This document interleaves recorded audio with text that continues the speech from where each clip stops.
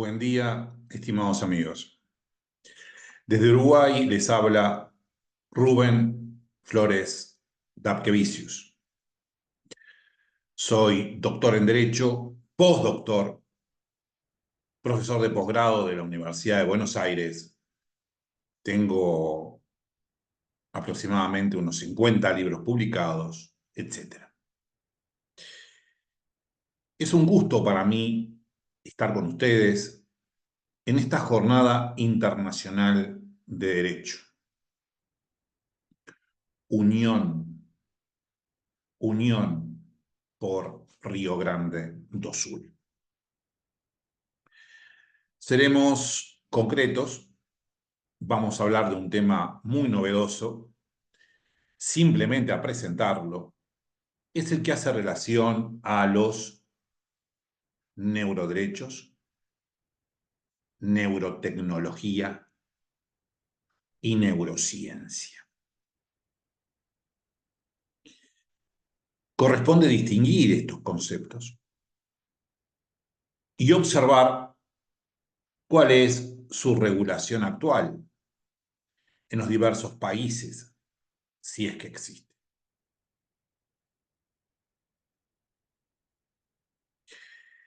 Neurotecnología hace relación a la tecnología que surge de los estudios de la neurociencia. La neurociencia es aquella disciplina que estudia el sistema nervioso central con especial énfasis en el cerebro. Eso es neurociencia. ¿Para qué se realiza? Se realiza para curar o prevenir determinadas enfermedades. Por ejemplo, el Alzheimer, el Parkinson, las lesiones que se producen luego de un accidente, por ejemplo, de carro, etc. Eso es neurociencia. Es un concepto antiguo, ya relativamente, y en él intervienen diversas disciplinas, como son la médica, la medicina, los neurólogos especialmente, también los psicólogos, muy especialmente. Y entonces, de esos estudios, surgen la posibilidad de realizar, mediante la tecnología actual, determinados instrumentos para mejorar la calidad de vida de las personas que padecen estas enfermedades o eventualmente de prevenirlas. Así es muy conocido, por ejemplo, el estudio que está realizando Neuralink, que es propiedad de Elon Musk, y que hace poco acaba de implantar, de colocar en el cerebro un chip que permitió a la persona que recibió ese chip mover con su mente el puntero de un mouse y poder jugar al ajedrez. Vean de lo que estamos hablando. Ello ha dado lugar a lo que se llama la Internet of Bodies o Internet del cuerpo. Es decir, esos chips en nuestro cerebro o sobre nuestro cerebro, conectados por una interfaz a una computadora, registra datos. Esto es fundamental, la Internet of Bodies, la registración de datos, porque de aquí vamos a observar cómo se protegen esos datos. Entonces, neurociencia, neurotecnología Internet of Bodies o Internet del cuerpo, que se distingue de la Internet of Things o Internet de las cosas, en tanto la Internet de las cosas se comunica por Internet instrumentos, como por ejemplo las casas inteligentes, nuestras alarmas mediante los móviles, mediante los celulares, etc. Estas conexiones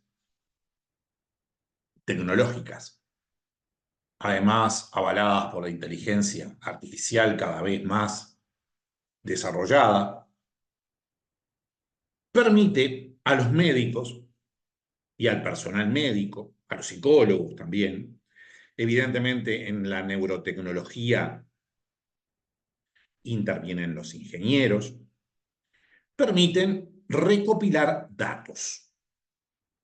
Ustedes recuerden que el hombre, cuando surge a la vida, comienza a buscar elementos preciosos. Así, en primer lugar, evidentemente la comida, pero luego el oro, posteriormente el petróleo, luego también se van sumando, ¿no es cierto? También los elementos que permiten realizar experimentos e instrumentos atómicos. Y hoy día, uno de los elementos más queridos son los datos, que permiten elaborar algoritmos, permiten desarrollar la inteligencia artificial, etc. Estos instrumentos han permitido entonces el desarrollo de la Internet of Bodies, la recopilación de datos. También podrían tener algún tipo de incidencia, se dice, en el desarrollo de nuestro propio ser, de nuestra propia conciencia. Ustedes imaginen simplemente el hecho de que estamos continuamente bombardeados de información algorítmica que termina confirmando nuestros gustos. Los algoritmos de YouTube, los algoritmos de Google, etcétera, nos sugieren información de acuerdo a búsquedas anteriores. Por tal motivo, se producen perjuicios, sesgos por confirmación. Menudo trabajo. Y es aquí donde interviene el jurista. Es aquí donde nosotros, los abogados, siempre de atrás, primero las cosas evolucionan y luego, más tarde, el derecho lo regula. Tenemos la ardua tarea de regular este tema, prevenir determinados conflictos y proteger especialmente al ser humano. Los neuroderechos, entonces, son aquellos derechos nuevos que surgen en virtud del desarrollo tecnológico o neuroderechos que son el desarrollo de derechos preexistentes desde siempre. En el último caso, por ejemplo, es muy claro el derecho de intimidad, como vamos a ver, a la intimidad, a la privacidad, como dicen algunos. Es fundamental, entonces, regular estas compañías, los prestadores de salud, las mutualistas, los hospitales, para que no invadan o transgredan los derechos de las personas. Así, hace un buen tiempo ya, en ese sentido, unos 10 años aproximadamente, un poco menos tal vez, han comenzado a desarrollarse, a decirse por determinadas organizaciones cuáles son los neuroderechos fundamentales. Los neuroderechos, reitero, son aquellos derechos nuevos o evolucionados que tienden a protegernos respecto al avance tecnológico al avance tecnológico mal utilizado. Los principales neuroderechos son el derecho a la intimidad mental. Intimidad mental. Es decir, que más allá de que estos instrumentos puedan ayudarnos en determinadas enfermedades, no invadan nuestra intimidad mental. Aquí claramente es un derecho evolucionado porque el derecho a intimidad existe desde que existe el derecho prácticamente, o el reconocimiento del derecho. Por tal motivo, estas bases de datos deben respetar nuestros derechos a la intimidad. ¿Cómo? En primer lugar, con los elementos y los principios típicos del habeas data o de la protección de los datos personales. Las bases de datos deben ser específicas respecto al objeto. Y aquí estoy hablando de habeas data puro. Otro neuroderecho fundamental es la protección respecto de los sesgos o de los prejuicios algorítmicos. Estoy tratando de hablar lento y de pronunciar bien abierto para nuestros amigos que hablan portugués. La protección de los sesgos es fundamental, de los prejuicios, porque evidentemente la tecnología es cargada por hombres, es realizada por hombres que tienen determinados sentimientos, que tienen determinadas creencias, determinada cultura, y evidentemente ello puede determinar a los instrumentos correspondientes que se implanten en nuestro cerebro mediante nanotecnología y esencialmente grafeno, que es lo que se usa, es el material que se usa, esencialmente. Protección contra los sesgos. Derecho a la neurocognición, es decir, a la posibilidad de precisamente formar nuestra propia conciencia y nuestros propios conocimientos sin que nos invadan con elementos que puedan ser incorporados indebidamente en esos instrumentos. Ustedes saben, por ejemplo, que en neuromarketing tiene determinadas técnicas para hacernos comprar determinadas cosas, aunque no las necesitemos. Allí aparecen lo que se denominan los patrones oscuros. Por ejemplo, compre ya. Quedan 3 instrumentos nada más. El precio es 99.9 reales.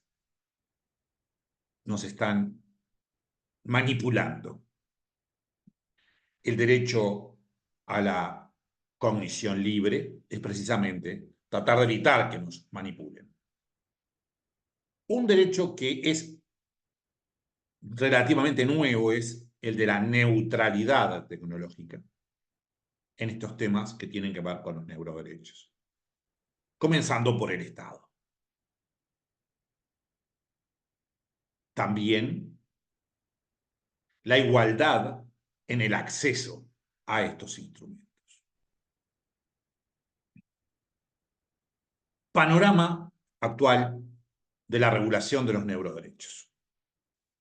No existe una regulación específica en el 99.9% de los países. Es un tema completamente nuevo. Existen recomendaciones de la UNESCO. Existen algunos códigos en el neuromarketing, pero no existe una regulación específica sobre los neuroderechos. El único país que ha regulado especialmente los neuroderechos es Chile. Es la República de Chile, que incorporó a su constitución,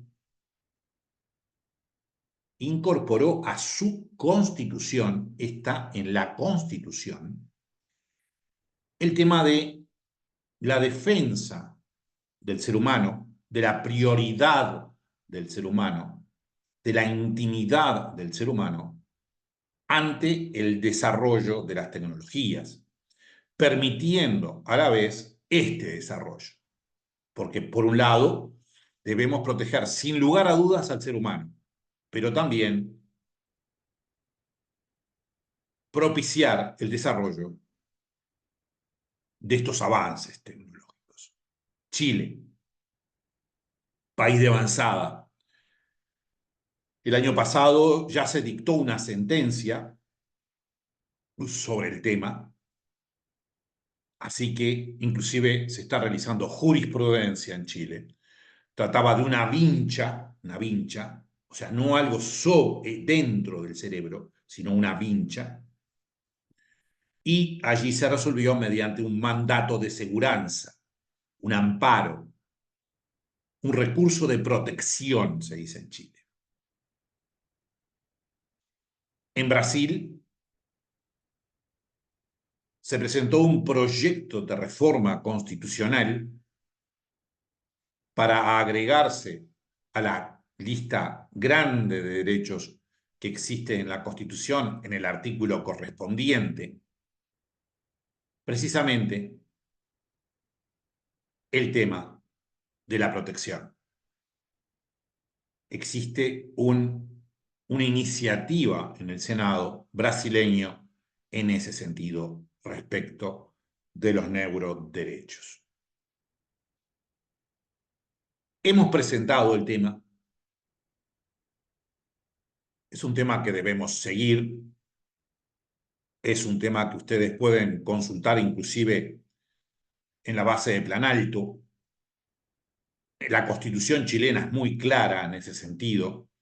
Yo no me voy a detener, no tengo tiempo para analizar, pero es muy específica, está muy bien desarrollado el tema de este inciso que se incorporó en la Constitución chilena. Y solo me resta agradecer muy especialmente a los organizadores de esta jornada, que me han permitido el contacto con ustedes y poder conversar sobre temas relevantes. Agradecer también muy especialmente a mi amigo Joao Paulo Miranda, profesor Joao Paulo Miranda, de la Universidad Unipampa, y a ustedes que han dedicado su tiempo en escucharme. Deseando lo mejor, la más pronta recuperación de nuestro hermano Estado de Río Grande do Sul, les envío un cálido saludo y deseando encontrarnos prontamente. Fuerte abrazo.